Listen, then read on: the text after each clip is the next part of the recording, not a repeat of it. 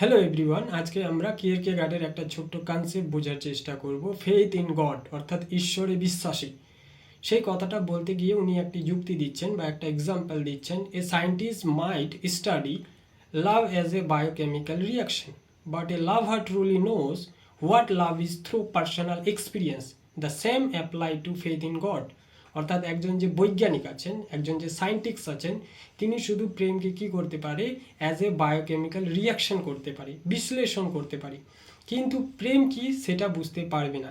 তাহলে এই প্রেমটাকে বুঝতে পারবে যিনি কি করেছেন, ব্যক্তিগতভাবে অভিজ্ঞতার মাধ্যমে এই প্রেমকে বোঝার চেষ্টা করেছেন। অর্থাৎ একজন প্রেমিক এই ব্যক্তিগত অভিজ্ঞতার মাধ্যমে এই প্রেমকে বোঝার চেষ্টা করেছেন। ঠিক একইভাবে ঈশ্বরকে বুঝতে হলে শুধু আমরা রিয়াকশন করলে হবে না, আমাদের কি করতে হবে, অভিজ্ঞতার মাধ্যমে সেই ঈশ্বরকে বোঝার চেষ্টা করতে হবে। এই যুক্তিটা উনি গড সম্পর্কে দিচ্ছেন।